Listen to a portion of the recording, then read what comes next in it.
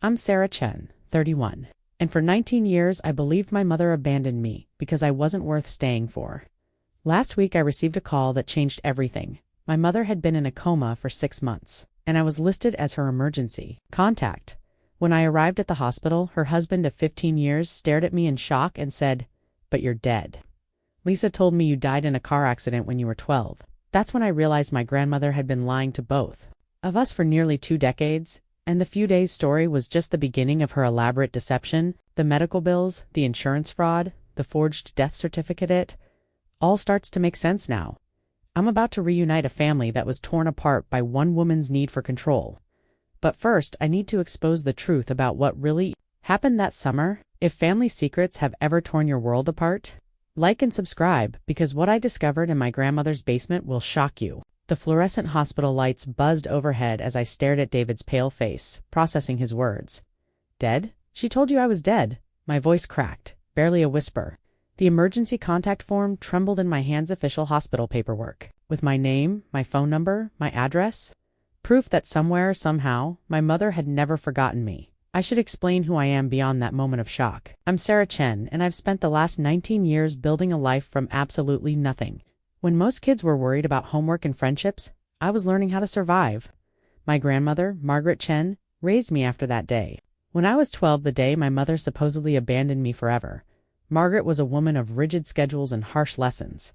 "Your mother was selfish," she'd say, her voice cold as winter mornings. "She left you here because she couldn't handle responsibility. Good riddance." There was never warmth in her words. Never comfort when I cried myself to sleep, wondering why I wasn't worth staying for. I learned early that tears were useless in Margaret's house. Emotions were weaknesses to be buried deep, so I buried them, along with my memories of my mother's laugh, her bedtime stories, the way she used to braid my hair while humming off-key. I became the perfect granddaughter, quiet, obedient, invisible. At 16, I got my first job at a local print shop, filing papers and making copies. That first paycheck stub, wrinkled and faded now, still sits in my wallet. $27.36 for 8 hours of work. I remember staring at it like it was gold, because it represented something Margaret's house never gave me: independence. I worked through high school, saved every penny, and earned a scholarship to study graphic design. Margaret called it frivolous, artistic nonsense, but I didn't care. Art was the only thing that made sense to me, the only way I could express the emotions I'd spent years suppressing. By 25, I'd built a successful freelance design business. I have my own apartment, my own car, my own life, but it's a lonely life. I keep people at arm's length, never letting anyone get close enough to leave me. I've had relationships, but they never last. How do you trust someone not to abandon you when your own mother walked away? The irony wasn't lost on me standing in that hospital corridor. I'd spent 19 years perfecting the art of not needing anyone, convinced that self-reliance was the only protection against heartbreak. Yet here I was, listed as the emergency contact for the woman I believed had thrown me away like garbage. "Don't understand," David said, his voice barely steady. "Lisa mourns you every year on the anniversary. She's never gotten over losing you. We don't even celebrate our anniversary anymore because it falls on the same week He trailed off, staring at me like I was a ghost. "The same week she what?" I pressed. "The same week she says you died, August 15th. She goes to your grave every year." His words hit me like a physical blow. A grave. My mother visits a grave that doesn't exist, mourning a daughter who's been alive this entire time. The pieces of my carefully constructed worldview began crumbling around me. If my mother thought I was dead, then she hadn't abandoned me. If she'd been mourning me for 19 years, then maybe, just maybe, Margaret had been lying about everything. Standing there in that sterile hospital hallway, I felt something I hadn't experienced since I was 12 years old. Hope. Dangerous, terrifying hope. That maybe I had been worth staying for after all. 3 days after that hospital revelation, I found myself standing in front of 1247 Maple Street, the house where I'd spent 7 years of my life but hadn't visited once since Margaret's funeral 3 years ago. The key still fit a small brass key on a ring with a faded rabbit's foot keychain that Margaret had carried for as long as I could remember. The house looked exactly the same. Same peeling white paint, same overgrown rose bushes that Margaret had tended with military precision, same heavy curtains drawn tight against the world. Even the "Beware of Dog" sign remained posted on the front gate, though Margaret never owned a dog. She just didn't like visitors walking up that cracked concrete path. I was 12 years old again. I could almost hear Margaret's voice calling from the kitchen. "Sarah, wipe your feet. Sarah, Hang up your coat properly. Sarah, stop dragging your feet, walk like you have some pride. The front door creaked open and the smell hit me, immediately lavender. Cleaning solution mixed with something musty and closed off. Margaret's smell? It transported me back to that first night after my mother left, when I'd curled up on the couch crying and Margaret had stood over me, arms crossed, saying, "Crying won't bring her back. She made her choice. Now you need to make yours. Will you be weak like her, or will you be strong?" I chose strong. I had to. Moving through the house felt like walking through a museum of my own childhood. The plastic-covered furniture, the doilies on every surface. The formal dining room we never used because it's for special occasions that never came. Margaret kept everything exactly as it had been when her own mother died, as if change itself was dangerous. In the living room, I paused at the mantelpiece. Margaret's collection of ceramic angels stared down at me with their painted smiles, just as unsettling as I remembered. Between them sat a single framed photo me at 16 graduation day wearing a dress Margaret had chosen because it was appropriate. Even in the photo I looked uncomfortable, my smile forced and tight. That was the thing about living with Margaret, there were no casual photos, no candid moments captured. Everything was formal, structured, controlled. She documented achievements, not joy. Report cards were saved, but finger paintings were thrown away. Honor roll certificates were framed, but childhood drawings were clutter. The stairs groaned under my feet as I climbed to the second floor. My old room was exactly as I'd left it at 80 in twin bed with the faded pink comforter. Small desk where I'd done homework under Margaret's watchful supervision. Bookshelf, filled with classics she'd approved of rather than books I'd actually wanted to read, but it was the basement door that drew me like a magnet. At the end of the hallway, painted the same institutional green as the rest of the house's trim. It had always been strictly off limits. Nothing down there but old junk, Margaret would say whenever I'd asked. Children have no business in basements. I'd tested that rule exactly once, at age 14. Margaret had caught me with my hand on the doorknob and delivered a lecture about respect and boundaries that lasted over an hour. I never tried again. Now, standing before that door as an adult, I realized how strange it was that she'd been so protective of a basement full of old junk. The brass keyring felt heavy in my palm as I selected the smaller key I'd never been allowed to use. The lock turned easily, as if it had been waiting for me all these years. The basement stairs were steep and narrow, creaking ominously under my weight. The air grew cooler with each step, carrying the scent of concrete and something else. Paper. Lots of old paper. A pole-chain light bulb illuminated the space with harsh, unforgiving brightness. What I found down there defied every explanation Margaret had ever given me. This wasn't storage for old junk. This was an office. A meticulously organized, obsessively maintained office that looked like it belonged to a private investigator or a lawyer. Metal filing cabinets lined one wall, each drawer labeled with typed index cards. A desk sat in the center, its surface clear except for a single manila folder and an old rotary phone. But it was the filing cabinet in the corner that made my blood run cold. 4 drawers, and the top one bore a label that made my hands shake. SARAH Confidential. Entire drawer dedicated to me. In a basement I'd never been allowed to enter. With trembling fingers I pulled open the drawer. It was packed tight, with folders, each one labeled with dates spanning from 1992 to 2003, from the year my mother left me until the year I turned 18. Hundreds of documents, organized chronologically with the kind of precision that spoke of obsession. The first folder made my knees buckle. It was filled with letters, dozens of them, all addressed to me in my mother's handwriting, all stamped "Return to Sender" in Margaret's careful script. Letters my mother had sent that I'd never received. Letters that proved she'd been trying to contact me all along. I pulled out letter after letter, my hands shaking so badly I could barely hold them. Postcards from different cities with little notes, "Thinking of you, sweetheart." Birthday cards with money still tucked inside. Christmas packages that had been opened and resealed. Gifts that had never made it to me. But it was more than just letters. Much more. Legal documents filled another folder: court summons, custody petitions, lawyer correspondence. My mother had been fighting for me for years. She'd been fighting to get me back, and I'd never known. Every legal document was meticulously filed along with Margaret's responses, counterclaims, and what appeared to be her own legal research. Another folder contained school records, but not just mine. Copies of my report cards, yes, but also teacher conferences Margaret had attended without ever mentioning them to me. Psychological evaluations she'd requested, and what looked like correspondence with child services. The scope of it was staggering. Margaret hadn't just been my guardian, she'd been conducting a campaign. A systematic, calculated campaign to keep my mother away from me. using every legal and bureaucratic tool at her disposal. In the bottom of the drawer, I found something.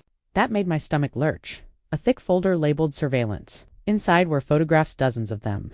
My mother leaving work. My mother at the grocery store. My mother with a man I didn't recognize. All taken from a distance. All dated and catalogued with the precision of a stalker. Margaret had been watching my mother. For years after I'd been told she'd abandoned me, Margaret had been hiring private investigators to track her movements, document her life, build a case against her. The man in the photos had to be David, my mother's husband. There were pictures of him too, and what looked like surveillance of their home. Margaret had known about my mother's new life, her new family, her new happiness. She'd known, and she'd never told me. Sitting on that cold basement floor, surrounded by evidence of nearly 2 decades of deception, I finally understood the true scope of what had been done to us. My mother hadn't abandoned me. She'd been systematically prevented from reaching me by a woman who'd convinced herself she was protecting me from a life she deemed unworthy. The worst part, Margaret had documented everything. Every lie, every manipulation, every cruel calculation. It was all here, filed away like evidence in her own private court case against the daughter-in-law she'd never accepted. I had to call David. I had to tell him what I'd found. But first I needed to read those letters, every single one my mother had sent that I'd never received. I arranged the letters in chronological order on Margaret's basement desk, my hand still trembling as I opened the first one. It was dated August 22nd, 1992. Exactly 1 week after my mother had dropped me off for a few days. My dearest Sarah, it began in my mother's familiar handwriting. I hope you're settling in well with Grandma Margaret. I know this is hard, sweetheart, but Mommy needs just a little more time to get our new apartment ready. I miss you so much already. The letter went on to explain how she was working double shifts at the diner, how she'd found us a small place across town, how she couldn't wait to make it feel like home for both of us. Said it was okay. She signed it all my love forever, Mommy, with little hearts drawn around the words. I had to stop reading and catch my breath. This wasn't the letter of a woman abandoning her child. This was the letter of a mother desperately trying to rebuild a life for both of them. The second letter, dated September 5th, showed the first signs of concern. Sarah, honey, I haven't heard back from you yet. Are you getting my letters? I've called several times, but Grandma Margaret says you're always asleep or at school. I'm starting to worry. Please write me back, even just a few words so I know you're okay. By October, the tone had shifted to desperation. Sarah, I don't understand what's happening. I've sent 6 letters now and called dozens of times. Margaret keeps saying you don't want to talk to me, that you're angry about the move, but that doesn't sound like my sweet girl. Are you really that upset with Mommy? Please, baby, just let me know you're okay. Reading through the months, I watched my mother's hope slowly crumble into heartbreak. November brought longer letters, filled with memories of our life together, desperate attempts to remind me of the bond we'd shared. December was a package containing Christmas gifts, a sweater she'd knitted herself, books she thought I'd love, and a handmade card that read, "For my beautiful daughter, wherever you are in your heart right now." The gifts had been opened and resealed. Margaret had looked through every present my mother sent, then filed them away like evidence in a criminal case. By spring of 1993, the letters had become pleas for basic information. Margaret, since Sarah won't respond to me directly, I'm begging. You just tell me how she's doing in school. Is she healthy? Is she happy? I understand she might be angry with me, but I'm still her mother. I have a right to know she's okay. Summer 1993 brought a different kind of letter, one that mentioned lawyers. I've consulted with an attorney about my parental rights.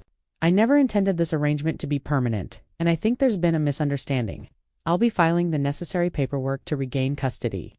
I have a stable job now and a good apartment. Sarah belongs with her mother. That's when Margaret's counterattack had begun, judging by the legal documents I'd found. But the letters kept coming, even as the legal battles raged. My mother never stopped writing, never stopped hoping that somehow her words would reach me. The letters from 1994 were fewer, but more intense.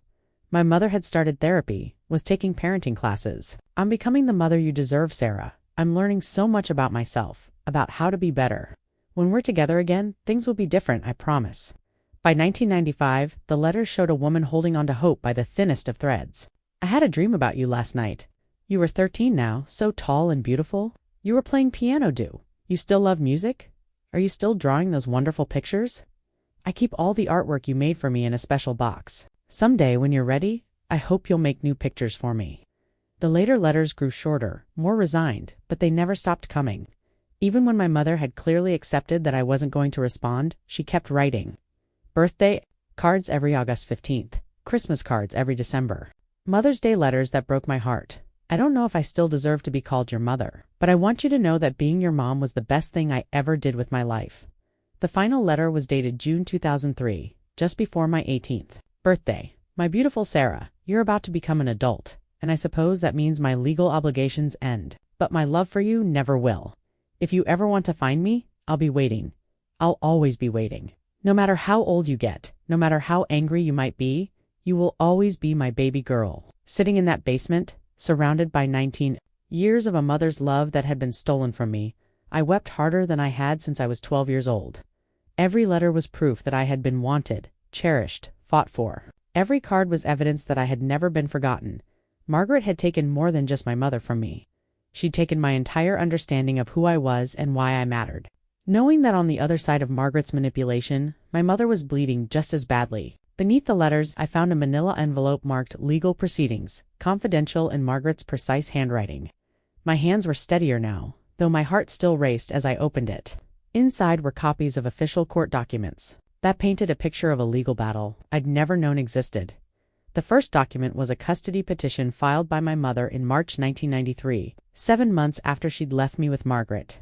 The language was formal, but the desperation bled through every legal phrase. Petitioner seeks immediate return of minor child Sarah Chen, currently in temporary care of maternal grandmother. Original arrangement was emergency placement for 2 to 3 days maximum while petitioner secured stable housing. The petition detailed my mother's new circumstances: steady employment as a restaurant manager, a 2-bedroom apartment with good schools nearby, completion of a parenting skills course.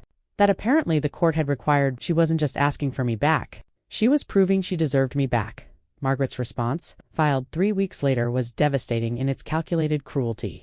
She painted my mother as an unfit parent who had abandoned me, who was financially unstable and emotionally unprepared for the responsibilities of motherhood. Every weakness in my mother's past was weaponized: her brief period of unemployment, her youth when she'd had me, even her choice to ask for help when she needed it.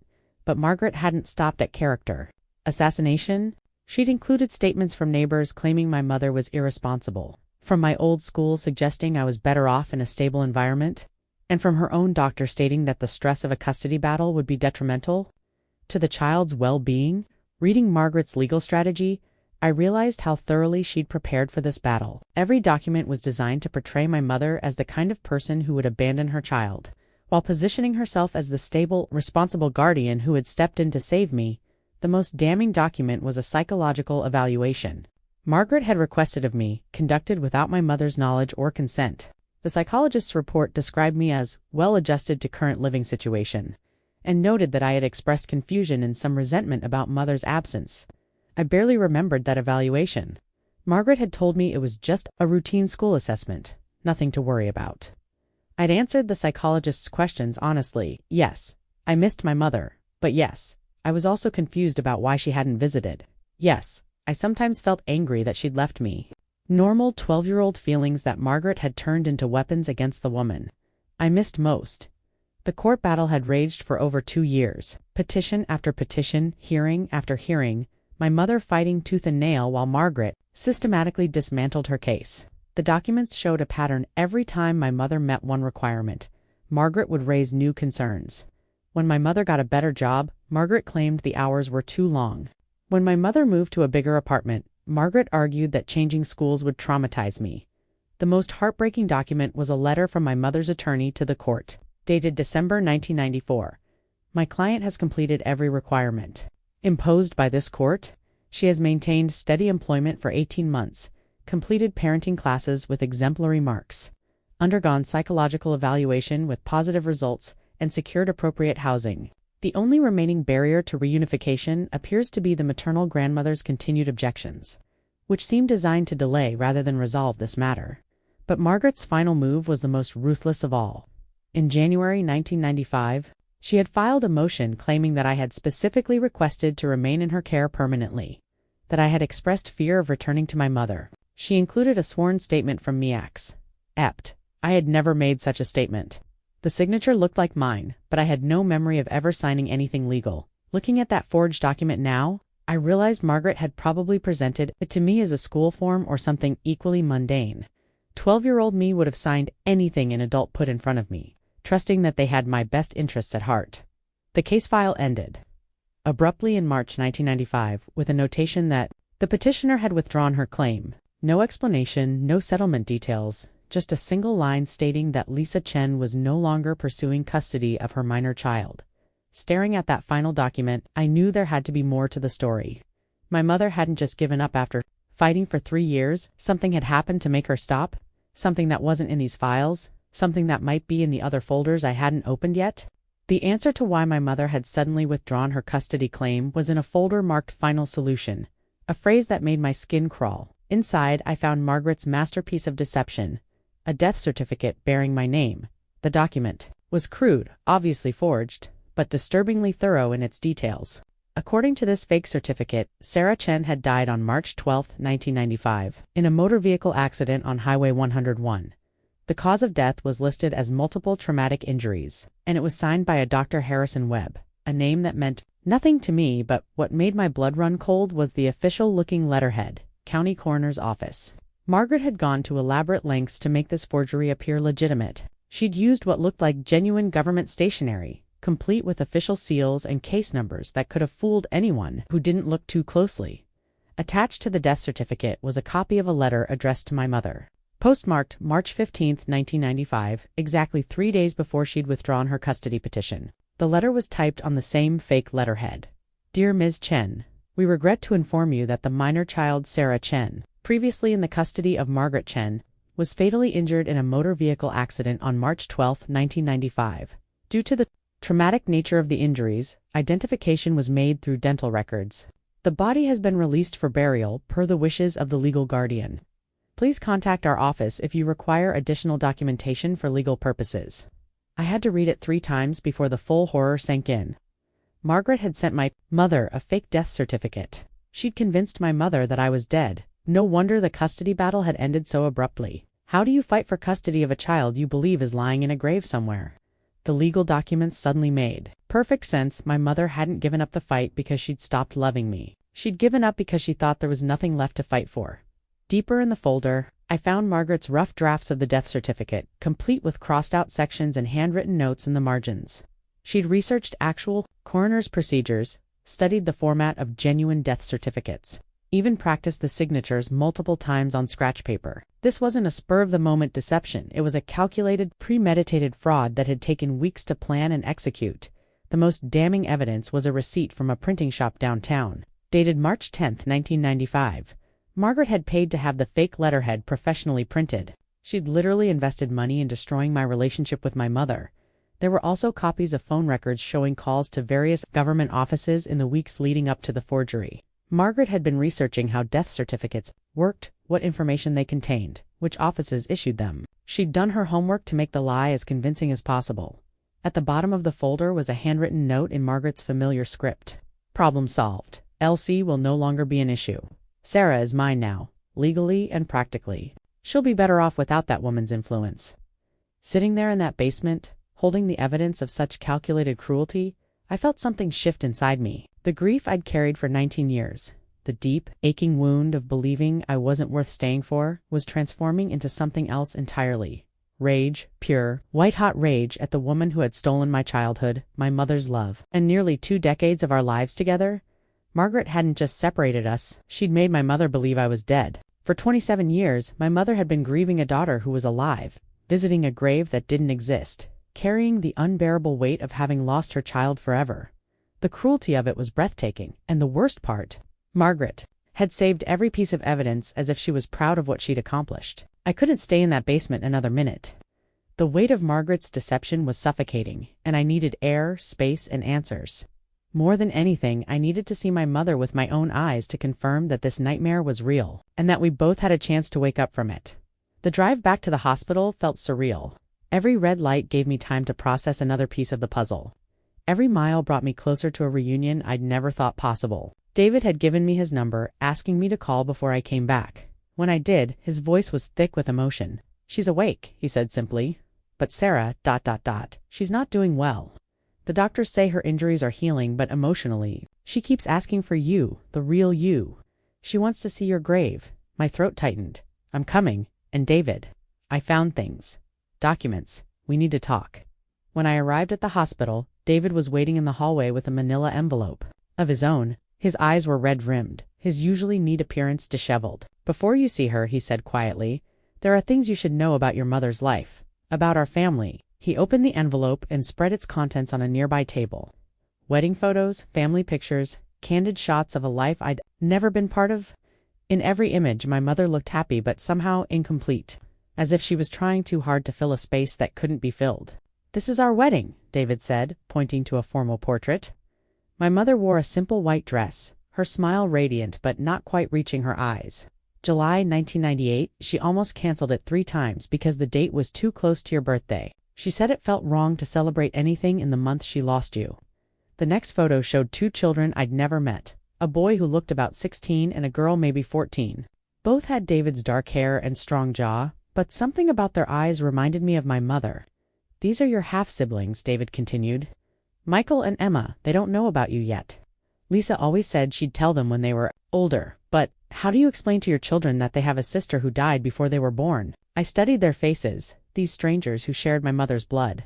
They looked like normal teenagers. Michael in a basketball uniform, Emma with braces and a shy smile. Kids who'd grown up in the loving, stable home I'd never known. Your mother never got over losing you, David said softly. She's a wonderful mother to Michael and Emma, but there's always been this sadness in her, especially around your birthday. She'd disappear for hours, come back with red eyes, and we'd all pretend not to notice. He showed me more photos, family.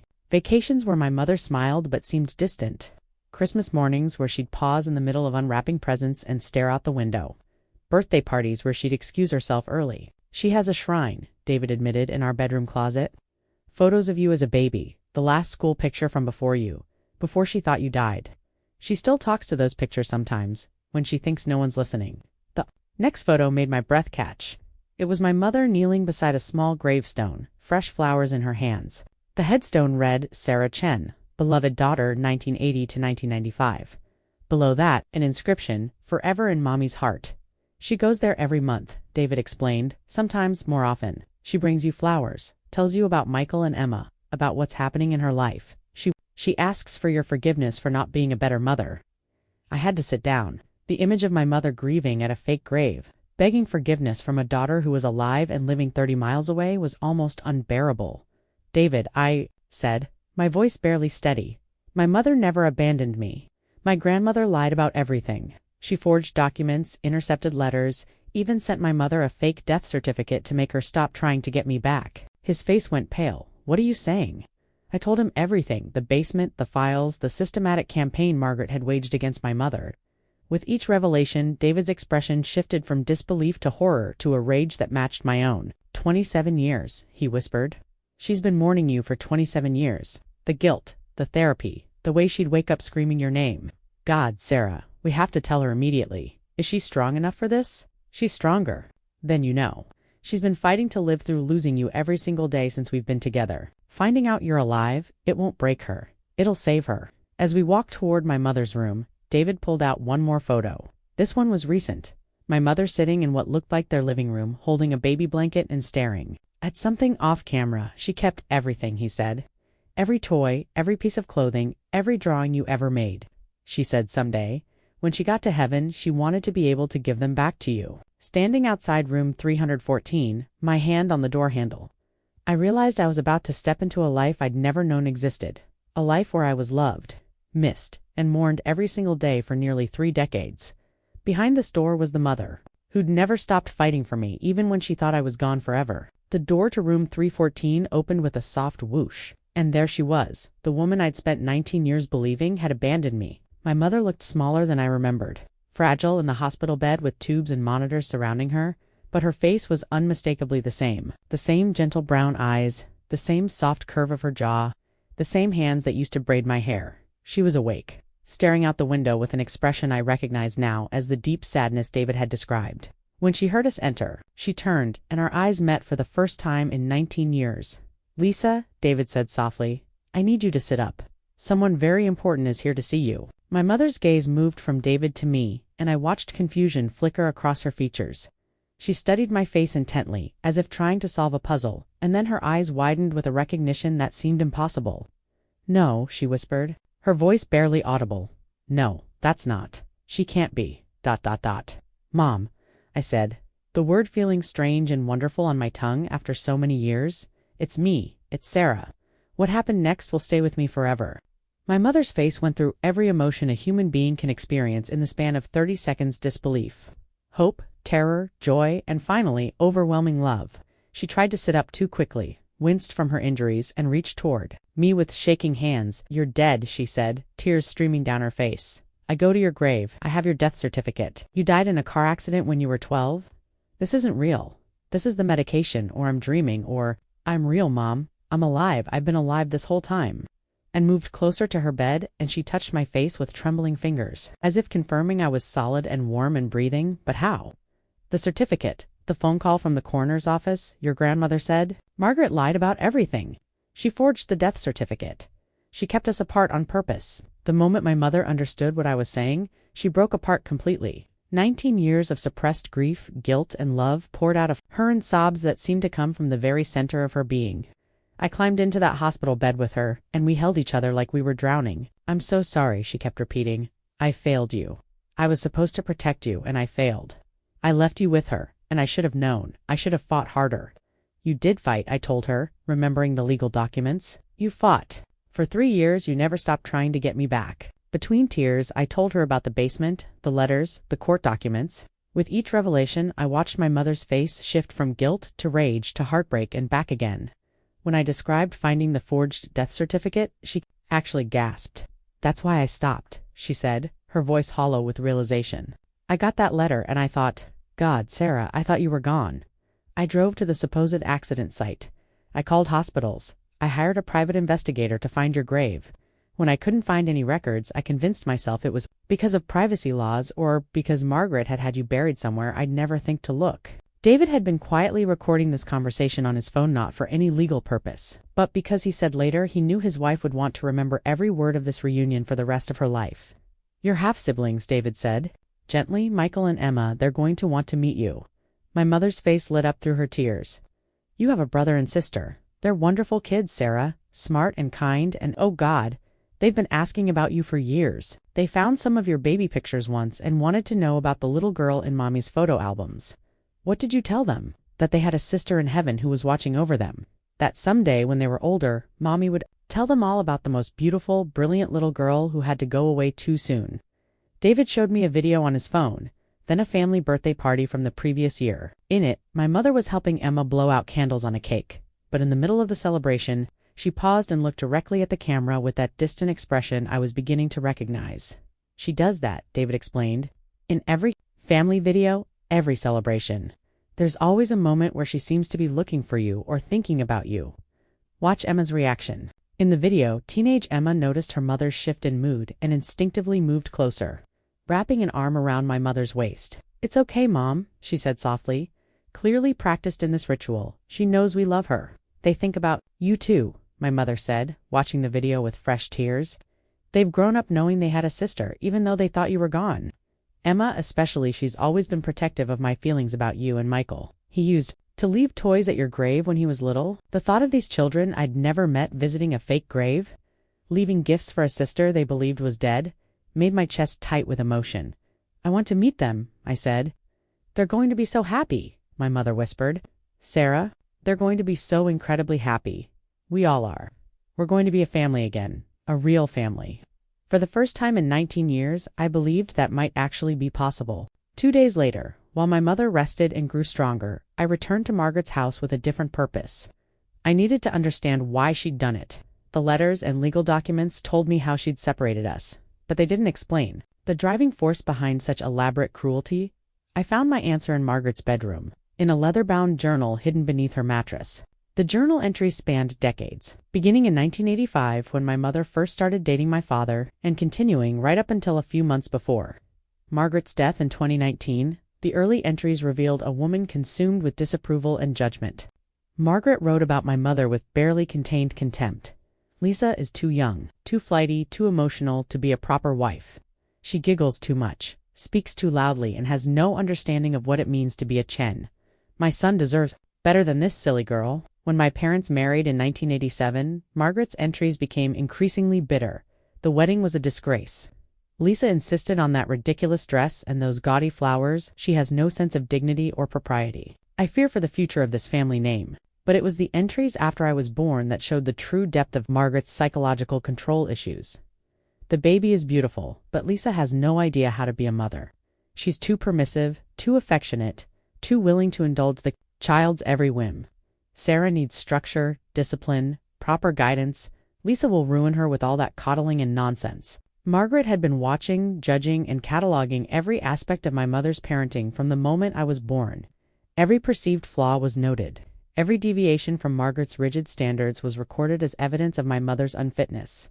After, my father died in that construction accident when I was 6.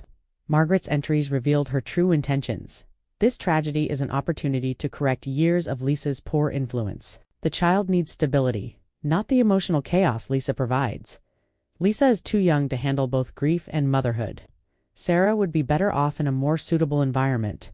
Even then, Margaret had been planning to separate us. She'd spent 6 years documenting my mother's every mistake, building a case for why I'd be better off under her control. The temporary arrangement after my father's death wasn't meant to help us. It was Margaret's trial run for permanent custody. The most chilling entry was dated July 15, 1992. Exactly 1 month before my mother left me with Margaret. Lisa is struggling financially again. She asked me for money for the rent, which proves she cannot provide a stable home for Sarah. This is the perfect opportunity. I will offer to help with Sarah while Lisa gets back on her feet, but I will ensure she never truly recovers. Sarah deserves better than a mother who cannot even keep a roof over her head. Margaret had engineered the entire crisis. She'd been watching my mother's finances, waiting for the perfect moment of vulnerability to strike. When my mother lost her job and couldn't make rent, Margaret had swooped in with an offer of help that was actually a trap. The entries from my years living with her revealed the extent of her manipulation. Sarah asked about her mother again. Today I explained that people who truly love their children don't abandon them when things get difficult. She seemed to understand. The child is learning that actions have consequences. Margaret had been systematically poisoning my memories of my mother, replacing love with doubt, warmth with judgment. Every question I'd asked about my mother had been answered with carefully crafted lies designed to make me stop asking. But the most disturbing entries were about her surveillance of my mother. Hired Mr. Williams to watch Lisa again this week. She appears to be dating someone new, a man named David who works at the bank. She seems happy, which confirms what I've always known. She has moved on from Sarah completely. The child is better off without such a selfish woman in her life. Margaret had twisted my mother's attempts to rebuild her life into evidence of abandonment. Every step my mother took toward healing was reframed as proof that she didn't care about me. Margaret had been the architect of a narrative that cast my mother as the villain and herself as the savior. Near the end of the journal, the entries showed Margaret's growing paranoia about being discovered. Sarah will be 18 soon and may try to contact Lisa. I must ensure she understands the truth that her mother chose a new family over her old one. As long as Sarah believes she was abandoned, she will never seek her out. The final entry, dated just 3 months before Margaret's death, revealed her complete lack of remorse. Sarah has built a successful life for herself. She is everything I knew she could become with proper guidance and discipline. Lisa would have ruined her with emotional weakness and poor judgment. My actions saved them both from a lifetime of disappointment. Sitting in Margaret's bedroom, reading the thoughts of a woman who'd destroyed 2 lives while convincing herself she was the hero of the story, I finally understood. Margaret hadn't acted out of love for me or hatred for my mother. She'd acted out of a deep need to control, to reshape reality according to her rigid worldview.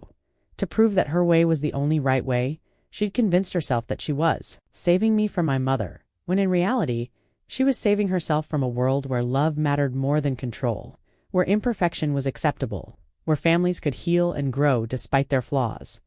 Margaret's journal was the final piece of evidence I needed, not for any legal case, but for my own peace of mind. Now I knew exactly who was responsible for the 19 years of pain my mother and I had endured, and I knew she'd never felt even a moment of genuine remorse for what she'd done to us. In the back of Margaret's filing cabinet, buried beneath years of utility bills and tax documents, I found something that revealed an even more sinister side to her deception. Evidence of attempted insurance fraud. The folder was labeled financial arrangements and contained copies of insurance policies, correspondence with insurance companies, and what appeared to be a partially completed claim form for a life insurance policy on me, a policy I'd never known existed. According to the documents, my mother had taken out a small life insurance policy on me when I was born, something many parents do to cover potential future expenses. The policy was for $25,000, with my mother listed as the sole beneficiary. It was a modest amount, meant to cover college costs or other major expenses if something happened to our family's primary breadwinner. But Margaret had discovered this policy during her systematic invasion of my mother's financial records, and she'd seen an opportunity. The insurance claim form was dated April 1995. Just 1 month after she'd sent my mother the fake death certificate, Margaret had attempted to claim the death benefit, using her forged documents as proof of my demise. The form was filled out in her careful handwriting, claiming that as my current legal guardian, she was entitled to the payout due to the abandonment of the policyholder. What chilled me most was how thoroughly she'd prepared. Margaret had researched the insurance company's procedures, gathered supporting documentation, and even practiced forging my mother's signature on the policy transfer forms. She hadn't just wanted to keep me from my mother, she'd wanted to profit from the deception, but Margaret's greed had been her downfall. The insurance investigator assigned to the case had been more thorough than she'd anticipated. A follow-up letter from the insurance company, marked "Case closed, claim denied," explained why. Upon investigation, we have determined that the death certificate provided appears to be fraudulent. The coroner's office has no record of the deceased individual, and the case number provided does not exist in their system. Additionally, our attempts to contact the policyholder have been successful, and she has confirmed that the minor child is alive and well. This claim is denied, and this matter has been referred to our fraud investigation unit. My mother had unknowingly saved us both by being reachable when the insurance company tried to verify the claim. Margaret's carefully constructed lie had crumbled under professional scrutiny, though apparently not before doing its damage to my mother's peace of mind. The insurance company's investigation file, which Margaret had somehow obtained through unknown means, contained even more damning evidence.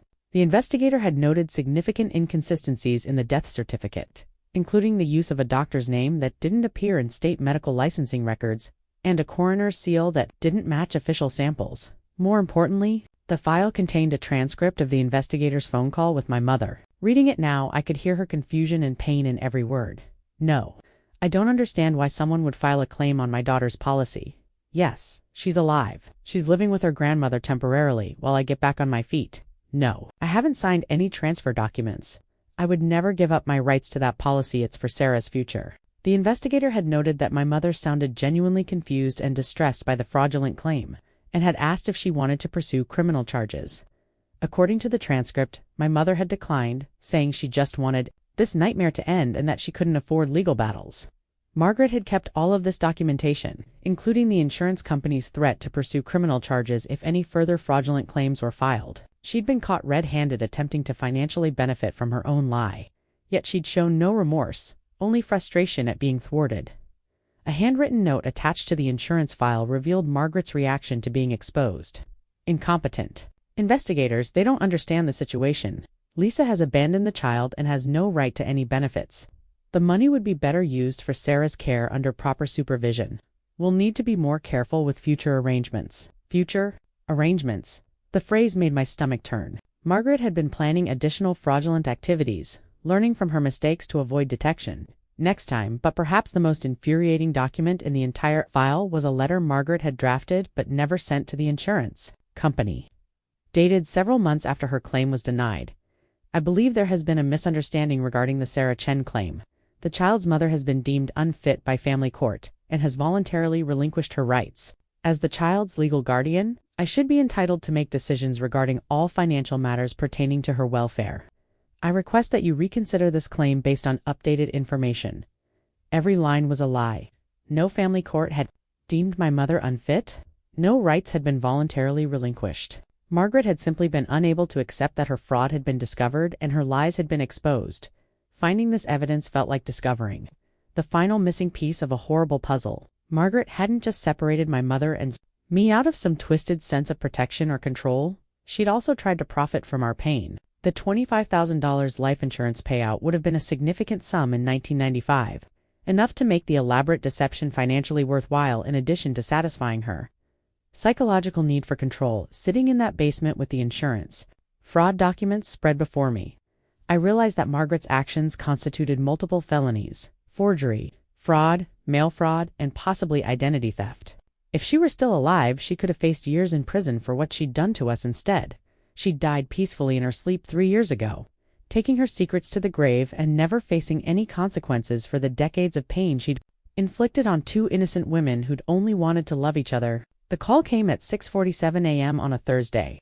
I was sitting in my apartment, surrounded by copies of Margaret's documents, trying to figure out the best way to approach my mother about the insurance fraud. When David's number flashed on my phone, Sarah, his voice was excited, breathless. "She's awake, really awake. The doctors say she's made a remarkable recovery, and she's asking for you. She wants to talk about everything, the past, the future, all of it. Can you come now?" I drove to the hospital in a daze, my mind racing between anticipation and terror. This would be our first real conversation since that emotional reunion 3 days ago. The first time we'd talk as adults, as 2 women who'd been through hell, and somehow found each other again. When I walked into room 318, my mother was sitting up in bed, looking more alert than I'd seen her since the accident. She'd brushed her hair and was wearing a robe David had brought from home, a soft blue one that made her eyes look brighter. In her hands was something that made my breath catch, a small photo album. "Sarah," she said, her voice stronger now, "I want to show you something. I need you to understand that not a single day went by when I didn't think about you." She patted the bed beside her, and I sat down carefully, mindful of her injuries but desperate to be close to her. The photo album was worn at the edges, obviously well handled over the years. "This is your book," she said softly. "I've kept it since the day you were born. When I thought you died, I couldn't bear to put it away. I kept adding to it, imagining what you might have looked like as you grew up." The first page took my breath away. It was a hospital bracelet, mine from the day I was born, tiny and faded but carefully preserved. Next to it was the first photo ever taken of me, red-faced and squalling in my mother's arms. "You were so beautiful," she whispered. 6 pounds, 2 ounces, and you had this shock of black hair that stuck straight up. The nurses said they'd never seen anything like it.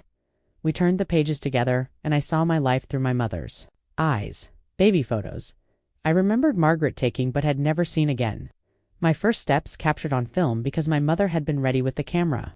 My 4th birthday party, where I'd insisted on wearing a dinosaur costume instead of a dress. "You were obsessed with dinosaurs," my mother laughed, touching the photo. "Margaret thought it was inappropriate for a little girl, but your father and I thought it was wonderful. You knew the names of creatures I couldn't even pronounce." The photo stopped abruptly when I was 6, right after my father's funeral. But my mother had continued adding to the album in heartbreaking ways. There were school photos she'd somehow obtained, probably through Margaret's cruel efficiency in documenting my achievements. Report cards with my mother's handwritten notes in the margins. "So proud of my brilliant girl, and she gets her intelligence from her father." But it was the later pages that broke my heart completely. My mother had created imaginary milestones for me, designing what she hoped my life might look like if I were still alive. There were mock graduation photos where she'd carefully posed other children's pictures, next to captions like "Sarah's high school graduation summa cum laude, I'm sure." Wedding photos cut from magazines with notes, like "I hope she finds someone who makes her laugh the way her father made me laugh." "I know it's crazy," my mother said, watching me process these fantasy pages, "but it helped me feel connected to you. I'd imagine what you were doing in heaven, what you might be learning, who you might be becoming." The final pages of the album showed even more recent additions. College brochures with art and design programs highlighted in yellow, career articles about graphic designers with notes like, "Sarah would have loved this job," even apartment listings in nice neighborhoods, as if my mother had been planning where her grown daughter might want to live. "David thought I was torturing myself," she admitted, "but this album was the only thing that kept me sane. It let me believe that somewhere, somehow, you were still growing up, still achieving wonderful things, still becoming the amazing woman I always knew you'd be." I was crying now, ugly tears that I couldn't control. "Mom, I became a graphic designer. I did become all of those things. You were right about everything." Her eyes widened. "You're kidding. I have my own business. I design websites and marketing materials for small companies. I live in an apartment downtown with big windows and lots of light for working. I never married, but I've had relationships. I'm exactly who you imagined I'd become."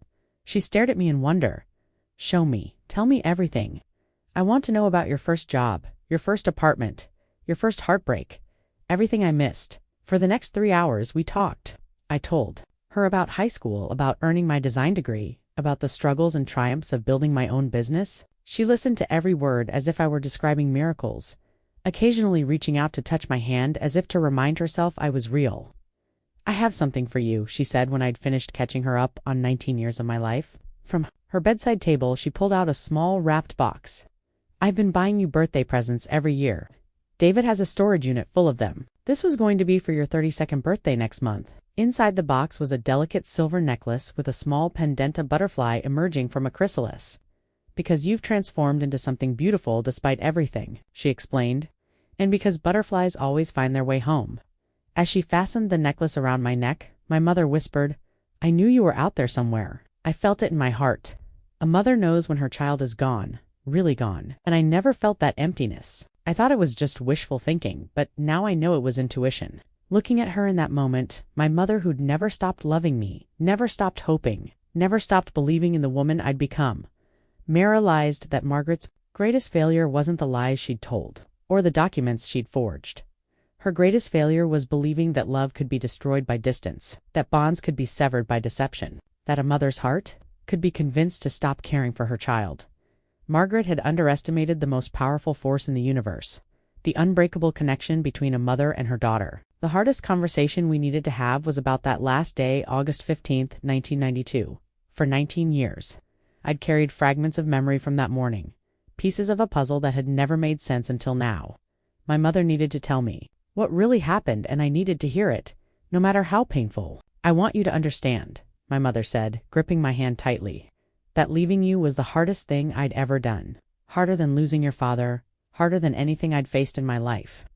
She took a shaky breath and began to explain the circumstances that had led to that devastating day. After my father's death, she'd struggled financially despite working 2 jobs.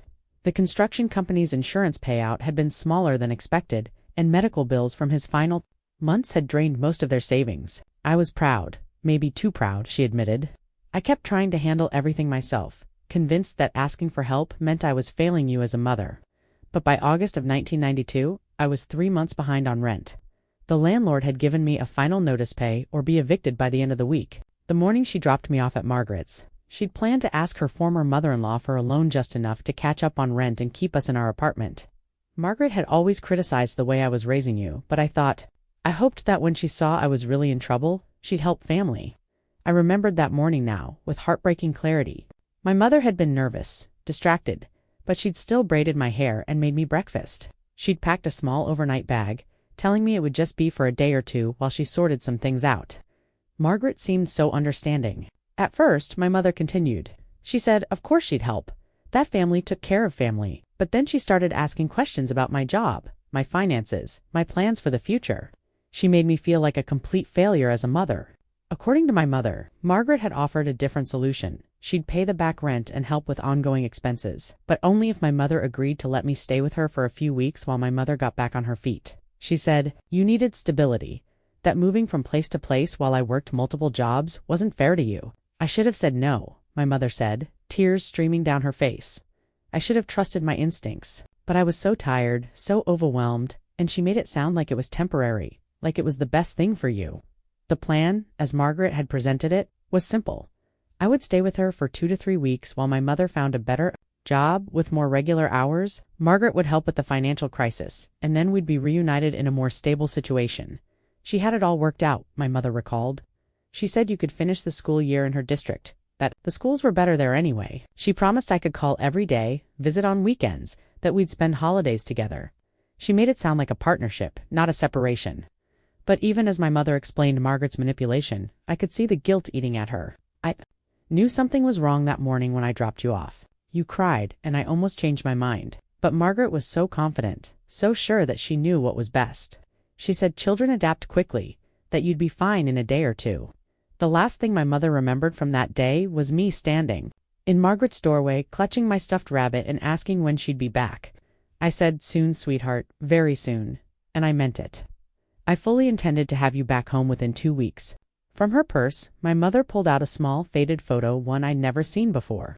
It was taken that very morning before we'd left for Margaret's house. I was sitting at our kitchen table, still in my pajamas, grinning at the camera with syrup on my chin. "I took this picture because I wanted to remember how happy you were that morning," she said, "before everything went wrong, before I made the worst decision of my life." Looking at that photo now, I could see what my mother meant. I looked carefree, loved, completely secure in my world. There was no fear in my eyes, no sense that my life was about to be turned upside down. I was just a 12-year-old girl having breakfast with her mom, completely trusting that whatever happened, we'd face it together. When did you realize something was wrong? I asked. The first phone call, she said immediately. I called that evening to say goodnight. Like Margaret and I had agreed, but she said you were already asleep, that the day had been overwhelming and you'd gone to bed early. When I asked to call the next morning, she said you'd left for school, and that it was better to let you settle into a routine. My mother's voice grew bitter. Every excuse sounded reasonable on its own. You were adjusting. You were busy with school activities. You were making friends in the neighborhood. But when I asked to visit after the first week, Margaret said you'd asked for more time to process the changes. I never said that. I know that now. But at the time, I thought maybe you were angry with me for leaving you there. Margaret was very convincing about how confused and upset you were. She said you blamed me for your father's death, for our financial problems, for disrupting your life.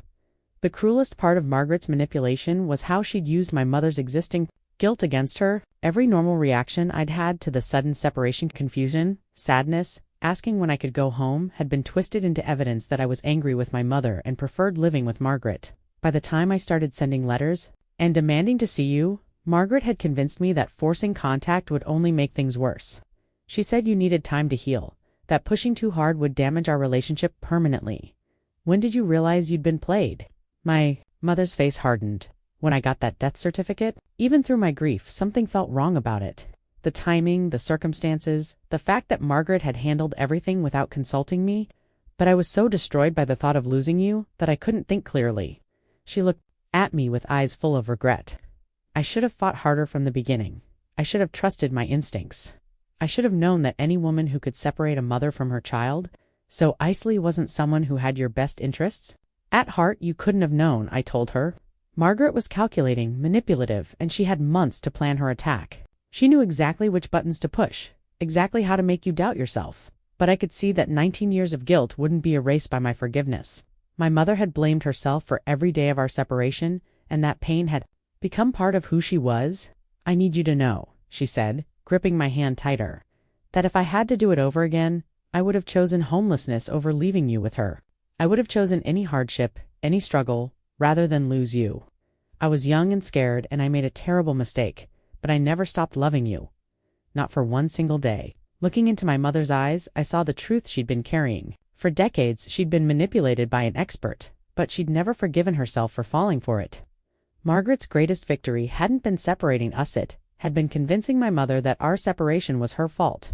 The process of rebuilding our relationship was both easier and harder than I'd expected. The love was instant. That connection between mother and daughter had somehow survived 19 years of separation. But learning how to be in each other's lives again required patience, awkward conversations, and careful navigation of the pain we'd both endured. My mother was discharged from the hospital a week after our reunion, and David invited me to their house for dinner. Standing on the front porch of the suburban home where my mother had built her new life, I felt like an intruder and a homecoming all at once. "Sarah's coming tonight," I heard my mother say through the front door as David let me in. "Remember what we talked about? She's been through a lot, and this is just as overwhelming for her as it is for you." Michael and Emma were waiting in the living room, both of them staring at me with the kind of intense curiosity reserved for mythical creatures that had suddenly materialized in their home. Michael, 16 and tall like David, looked like he wanted to say something but couldn't find the words. Emma, 14, with my mother's gentle eyes, was clutching something in her hands, a small notebook that looked well-worn. "Hi," I said, feeling ridiculously formal. "I'm Sarah." "We know," Emma said softly. "We've known about you our whole lives. Mom has pictures of you everywhere. Well, everywhere but where guests can see them." David showed me around the house, while my mother rested on the couch, her injuries still limiting her mobility. In the hallway upstairs, he stopped at a closed door. "This was going to be a guest room," he said quietly, "but Lisa turned it into something else. I think you should see it." When he opened the door, I gasped. The room was a shrine to my childhood, but not the creepy, obsessive kind. It was filled with love. My old artwork from elementary school was framed on the walls. A shelf held toys Margaret had apparently saved but never given me. There was even a small desk with art supplies, as if my mother had been hoping I might someday come home and want to draw again. "She comes in here sometimes," David explained. "When she's missing you especially hard, she'll sit at that desk and write you letters she never sends." From the desk drawer, he pulled out a stack of letters addressed to me, all in my mother's handwriting, all dated over the past 15 years. She writes to you on your birthday, on holidays, when something happens that she wishes she could share with you. I keep telling her to throw them away, that it's just making the grief worse. But she says it helps her feel connected to you. I opened one at random, dated Christmas 2010. My darling Sarah, you would have been 30 today. I wonder if you would have had children by now if I would be a grandmother. Michael got accepted to college today, and all I could think about was how proud you would have been of your little brother. Emma is learning piano and she has your father's musical ear. I wish you could hear her play.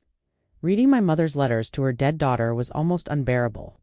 They were filled with family updates, world events she thought I'd find interesting, and the kind of everyday observations that make up the fabric of a parent-child relationship. She'd been maintaining a one-sided conversation with me for decades. At dinner, the awkwardness gradually gave way to genuine connection. Emma showed me her notebook, a collection of questions she'd been saving up to ask her big sister if she ever got the chance. Some were heartbreaking. Do you remember Dad at all? Others were sweetly normal. What's your favorite movie? Do you like the same music as Mom? Michael was quieter, but eventually he opened up about how strange it felt to suddenly have an older sister. Mom always talked about you like you were still around, he said. Like you were just away at college or something. It's weird that you actually are around now. The hardest moment came when my mother brought out a box she'd been saving for years, my childhood diary, found in Margaret's basement. I'd completely forgotten about it. But seeing my 12-year-old handwriting brought back a flood of memories. The entries from the weeks after my mother left me with Margaret were devastating to read aloud.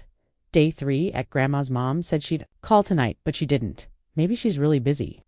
Day 10, still no call. Grandma says Mom needs space to figure things out. I drew her a picture, but Grandma says not to bother her with kid stuff right now. My mother wept reading those entries, seeing her own daughter's confusion and abandonment through the innocent perspective of a child who couldn't understand why her mother had suddenly disappeared. But the diary also revealed something. I'd forgotten my resilience even at 12. By the 3rd week, I'd started writing letters to my mother in the diary, saving up stories to tell her when she came back. Dear Mom, I made a new friend at school today. Her name is Jenny and she likes art too. I can't wait to tell you about her. When you come get me, can we have ice cream? And I'll tell you everything. Those letters within letters showed a child who never stopped believing her mother would return, even as weeks turned to months. It wasn't until much later in the diary that the tone shifted to confusion and eventual acceptance that maybe my mother really wasn't coming back. I never stopped believing either, my mother said, closing the diary with trembling hands. Even when I thought you were dead, part of me kept expecting you to walk through the door. That evening, as I prepared to leave their house and return to my apartment, Emma hugged me tightly. Will you come back? She asked, like regularly. Not just when someone's in the hospital. I'd like that, I said, and I meant it. These people, my mother, my stepfather, my half-siblings, they wanted me in their life not because of obligation or guilt, but because they genuinely cared about who I was as a person. As I drove home that night, I realized that rebuilding our relationship wasn't about trying to reclaim the 19 years we'd lost. It was about creating something new from who we'd become during those years apart. My mother wasn't the young, struggling single parent she'd been when I was 12. I wasn't the confused, abandoned child I'd been in Margaret's house. We were 2 adult women who'd survived trauma and loss, who'd built lives despite impossible circumstances, and who'd somehow found our way back to each other. The relationship we were building now was stronger than what we'd lost, because it was based on choice rather than just biology. For the first time since walking into that hospital room, I felt genuinely hopeful about our future together. 3 weeks after our reunion, I sat across from attorney Rebecca Martinez in her downtown office, a banker's box full of Margaret's documents on the conference table between us. I'd finally decided that while criminal prosecution was impossible, with Margaret dead, we needed legal acknowledgement of what had been done to us. This is one of the most comprehensive cases of parental alienation I've ever seen, Rebecca said, flipping through the insurance fraud documents. Your grandmother didn't just interfere with your relationship, she conducted a systematic campaign to destroy it. The forged death certificate alone constitutes multiple felonies. Rebecca had specialized in family law for over 20 years, and she'd seen plenty of custody battles that turned ugly. But Margaret's case was different in its scope and premeditation. Most parental alienation happens in the heat of emotion-angry divorces, bitter custody disputes. This was calculated, methodical, and sustained over decades. The legal options were limited but meaningful. We could file a civil lawsuit against Margaret's estate, seeking damages for the emotional distress and lost relationships her actions had caused. More importantly, we could petition the court to issue a formal declaration of what had happened, an official acknowledgement that my mother had been the victim of fraud and manipulation, not an unfit parent who'd abandoned her child. "The money isn't the point," my mother said when I called her about the potential lawsuit. "I don't need Margaret's money, but I do need people to know the truth." For 19 years, anyone who knew about our situation probably thought I was the kind of mother who could just walk away from her child. That aspect had been eating at my mother since our reunion. Margaret had been well regarded in their small community, known as the responsible grandmother who'd stepped in to raise her abandoned granddaughter. My mother, meanwhile, had been cast as the irresponsible young woman who'd dumped her child on a relative and disappeared. There are people who probably still think that, my mother admitted. Margaret's neighbors, people from our old church, teachers who remember when you started living with her. They all have this story in their heads about what kind of person I am. Rebecca explained that a civil case would create a public record of Margaret's deception. The court documents would detail the systematic fraud, the forged documents, the intercepted letters, everything that proved my mother had been fighting for me, not abandoning me. "We're not looking for a large monetary settlement," Rebecca clarified. "We're looking for vindication, for the record to show that Lisa Chen was a victim, not a perpetrator." The process would require revisiting all the painful details, but it would also force Margaret's lies into the light. Every forged document, every intercepted letter, every cruel manipulation would be documented in official court records that anyone could access. "There's something else to consider," Rebecca added. "The insurance fraud attempt was never fully investigated because your mother declined to press charges at the time. But the evidence is still solid and it strengthens our case considerably. Insurance fraud is taken very seriously by the courts." We decided to move forward with the civil case, not for money, but for justice and closure. The legal process would take months, but it would culminate in a court hearing where a judge would review all the evidence and issue findings about what had really happened to our family. "I need you to be prepared for this to be difficult," Rebecca warned me. "Margaret's estate will likely fight the case, and they may try to paint her as a concerned grandmother who is trying to protect you from an unfit mother. They'll use every weapon Margaret used. Mother's youth at the time, her financial struggles, the fact that she initially agreed to the temporary arrangement, but we had something Margaret's defenders wouldn't expect: 19 years of evidence that her lies had been exactly that, lies. I had become a successful, well-adjusted adult, despite her control, not because of it. My mother had built a stable, loving family that had always included a space for the daughter. She'd never stopped grieving. "The truth is on our side," Rebecca said as we prepared the initial filing, "and sometimes that's enough." The first legal document we filed was a petition for declaratory judgment, essentially asking the court to officially state what had happened to our family. It laid out the timeline of Margaret's deception, included copies of the forged death certificate and fraudulent insurance claim, and detailed the systematic alienation that had kept us apart for 19 years. Reading that petition, seeing our family's tragedy reduced to legal language and numbered paragraphs was surreal. But it was also empowering. For the first time, the truth about Margaret's actions would be examined by an impartial authority who had the power to make official findings. "Whatever happens with this case," I told my mother after we'd filed the paperwork, "at least there's going to be a permanent record that you never abandoned me, that you fought for me until the day you thought I died. That means everything to me," she replied. "But Sarah, I need you to know, win or lose, having you back in my life is the only justice I really need." The case would take months to resolve, but the process itself was already healing for both of us.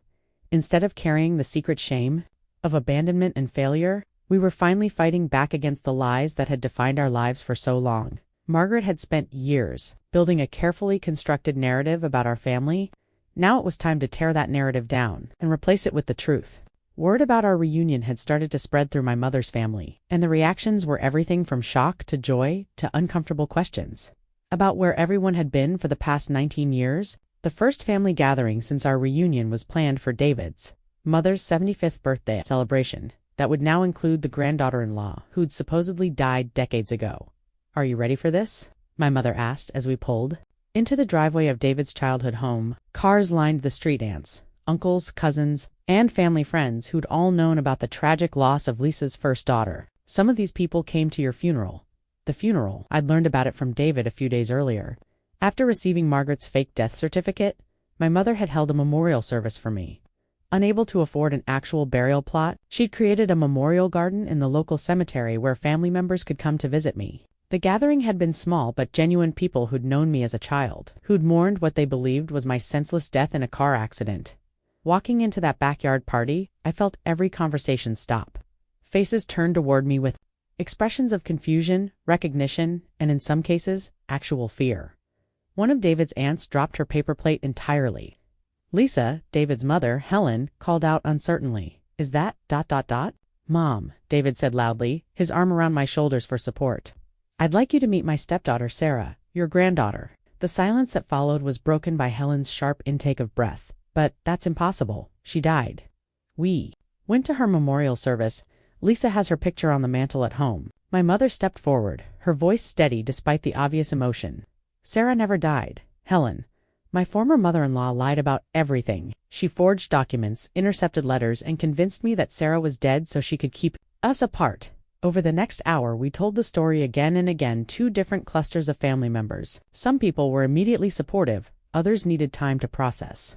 And a few seemed almost accusatory, as if our reunion was somehow a betrayal of the grief they'd shared with my mother over the years. But it was Emma who broke through the awkwardness with typical teenage directness. She'd made something special for the occasion, a hand-drawn family tree that for the first time in her life included her older sister. The drawing was elaborate, with little portraits of each family member and decorative borders that must have taken hours to complete. I've been working on this since the day we met Sarah, Emma announced to the gathered family. I wanted everyone to see what our family really looks like now that she's home. The family tree showed David's side and my mother's side, with me prominently placed as the oldest of the grandchildren. Emma had even included my father, drawing a small angel figure connected to me with a dotted line marked "watching over us."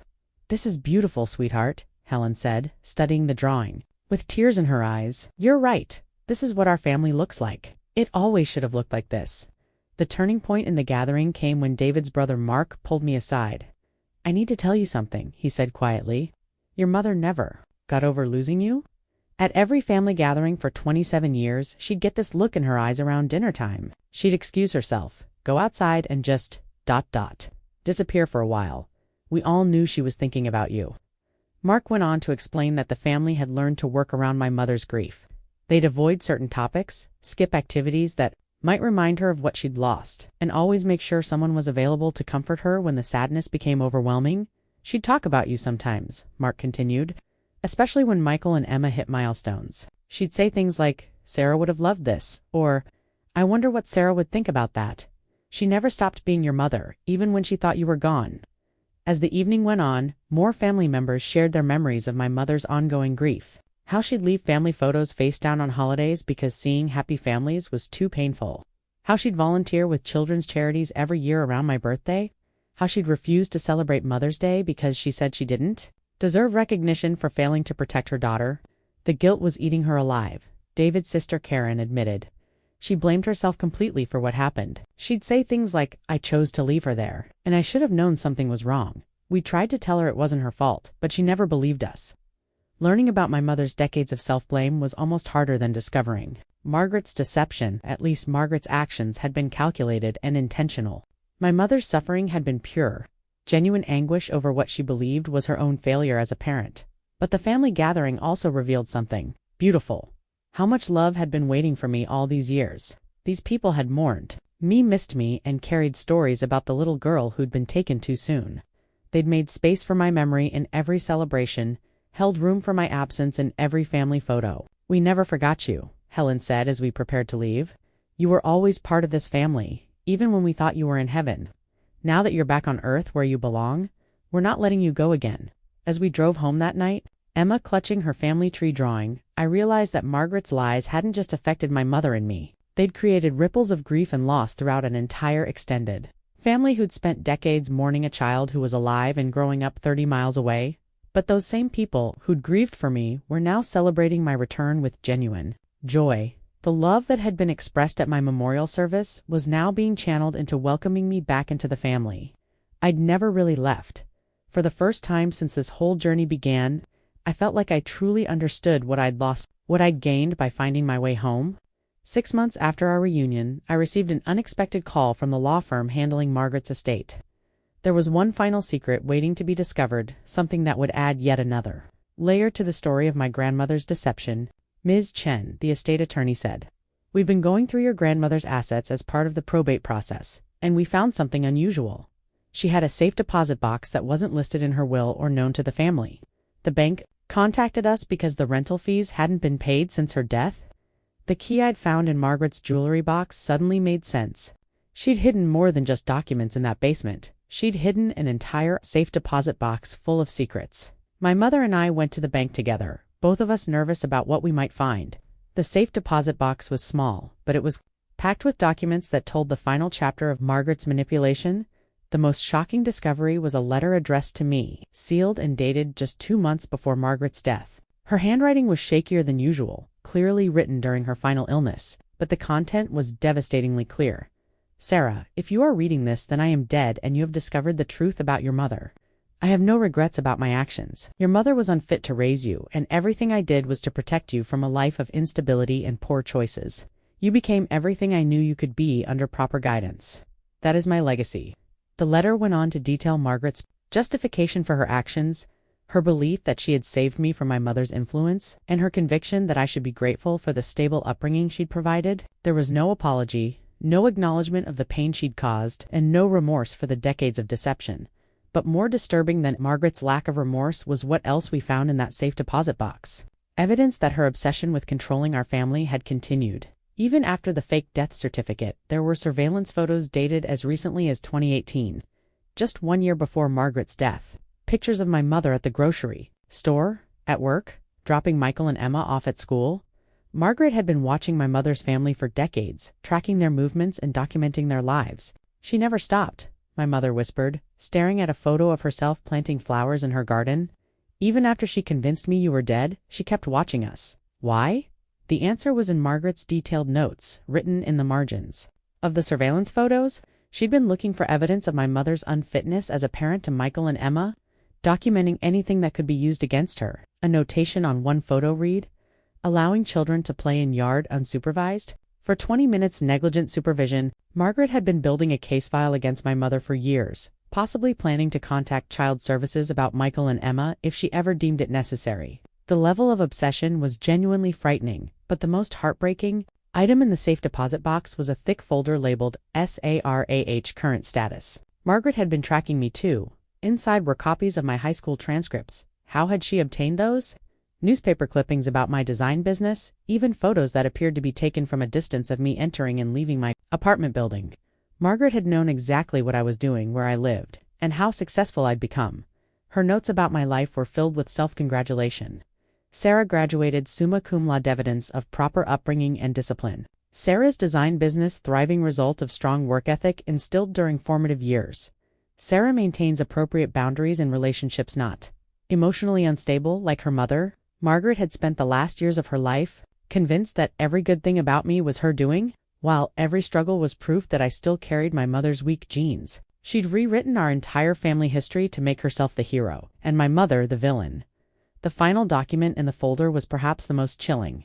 A draft letter to me that Margaret had apparently planned to send on my 30th birthday. The letter was designed to reveal the truth about my mother, that she was alive, that she'd remarried and had other children, and that she'd moved on without ever trying to find me.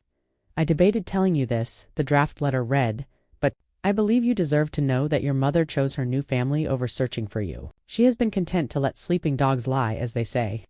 This should confirm what you have always known, that you are better off without her influence in your life. Even from beyond the grave, Margaret had been planning one final manipulation. She'd intended to use the truth as a weapon, revealing my mother's existence only to poison any potential reunion with lies about my mother's supposed indifference. She was going to make sure we hated each other even if we found each other, my mother said, her voice filled with disgust. She couldn't stand the idea that we might be happy together. The safe deposit box revelations made it clear that Margaret's actions hadn't been motivated by love or protection.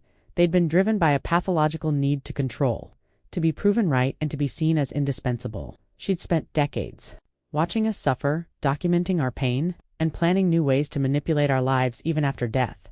But there was something else in that box that Margaret probably hadn't intended to preserve. Evidence of how wrong she'd been about everything.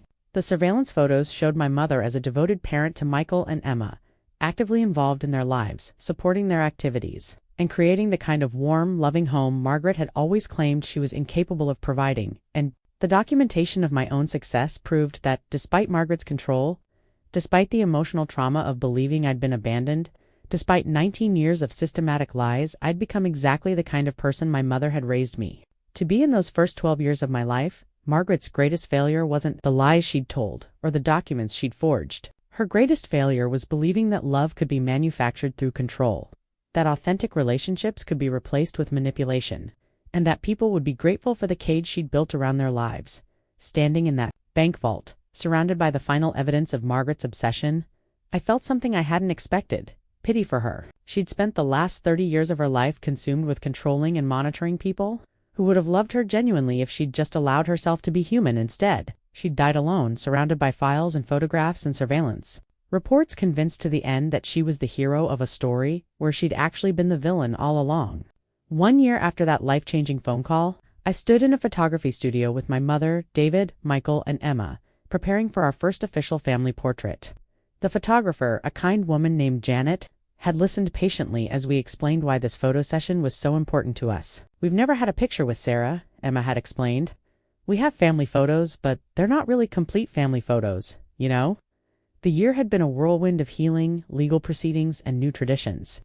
Our civil case against Margaret's estate had been settled out of court, with the judge issuing a formal finding that my mother had been the victim of systematic fraud and parental alienation. The court records now contained the full truth of what had happened to our family, providing the vindication my mother had needed. But more important than legal victory was the family we'd rebuilt. It hadn't been easy. There were awkward moments, difficult conversations, and the ongoing process of learning how to be in each other's lives. But there was also joy, laughter, and the peculiar comfort of discovering that despite everything Margaret had done, we actually liked each other as people. Michael had become the protective little brother I'd never known I wanted. Immediately, defensive of both his mother and his newly discovered sister. "Nobody talks bad about my family," he'd announced after hearing the full story. His teenage indignation fierce and genuine. Emma had appointed herself the family historian, creating photo albums and scrapbooks to document our reunion and rebuild. The visual record of our family that Margaret's deception had stolen. She'd even designed a family tree wall in their hallway, with my photos finally taking their rightful place alongside everyone else's. My mother and I had fallen into a routine of weekly dinners and daily text messages, rebuilding the easy intimacy that had been severed when I was 12. We'd discovered that we shared the same sense of humor, the same love of old movies, and the same tendency to cry at commercial about families. We also shared the same stubborn streaks, something that had helped us both survive our years apart. "See so much of your father in you," my mother had said one evening as we worked together in her kitchen. "The way you problem solve, the way you approach challenges. Margaret tried to erase him from your life, but she couldn't touch what he gave you genetically." David had become the stepfather I'd never known I needed, patient and welcoming without trying to replace the father I'd lost. He'd been the steady presence that had helped my mother heal from our separation, and now he was helping facilitate our reunion with the same quiet strength as Janet positioned us for the family photo. I thought about the other pictures that had been taken over the past year. Casual snapshots at birthday parties, holiday gatherings where I finally belonged, candid moments of a family learning how to be whole again. "Sarah, can you move a little closer to your mom?" Janet called out. "And everyone else, just relax. Let's capture who you really are, who we really were." A family that had been torn apart by lies and brought back together by truth. A mother and daughter who'd survived 19 years of unnecessary separation. Siblings who'd grown up missing each other without knowing why. A stepfather who'd spent years comforting a wife, grieving for a daughter who was alive. The camera flashed, capturing our first complete family portrait. But I knew it wouldn't be our last. We had decades of pictures to take, holidays to celebrate together, milestones to share, and memories to create. After the photo session, we went to dinner at the restaurant where my mother worked when I was 12, the place she'd been employed when Margaret convinced her to leave me for a few days. The restaurant had changed hands several times, but my mother had wanted to take me there for symbolic reasons. "I made a promise to myself," she said as we sat in a booth near the window, "that if I ever got you back, I'd bring you here and tell you the truth about everything. No more secrets, no more shame, no more believing lies about each other." Over at dinner, we made plans for the future. Michael's graduation from high school, where I'd be in the front row cheering him on. Emma's piano recital, where I'd finally hear the musical talents my mother had written about in those unsent letters. Holidays, where our family would be complete for the first time in 19 years. What Margaret never understood, my mother said, raising her glass in a toast, is that love doesn't diminish when it's shared. Having Michael and Emma didn't make me love you, less it made me understand how much I'd been missing. And having you back doesn't make me love them, less it makes our whole family stronger. As we clinked glasses, I thought about the women we'd become during our years apart. My mother had transformed from a struggling young single parent into a strong, confident woman who'd built a beautiful life despite carrying the weight of unimaginable loss. I'd grown from a confused, abandoned 12-year-old into an independent adult who'd learned to trust again. Despite being systematically lied to for years, Margaret had believed that separating us would make us both weaker, more dependent on her control. Instead, it had made us both stronger, more resilient, and more grateful for the love we'd found our way back to. The truth had set us free, not just from Margaret's lies, but from the shame and guilt we'd both carried for so long. My mother was no longer the woman who'd abandoned her child. I was no longer the child who wasn't worth staying for. We were simply two people who'd been kept apart by someone else's cruelty and had chosen to rebuild what had been broken. As we walked to our cars after dinner, Emma hugged me tightly. "I'm so glad you're not dead," she said with typical teenage bluntness. "Our family is so much better with you in it." Driving home to my apartment, I thought about how different my life, looked, now compared to a year ago. I had a family who loved me, a mother who'd never stopped fighting for me, and siblings who'd welcomed me without question. I had answers to questions that had haunted me for 19 years, and peace about the woman who'd raised me. Most importantly, I had a future that included all the people I was meant to love and be loved by. Margaret's elaborate deception had stolen 19 years from us, but it couldn't touch the decades we had ahead of us. The little girl who'd been dropped off for a few days had finally come home, and this time, no one was ever going to make her leave again.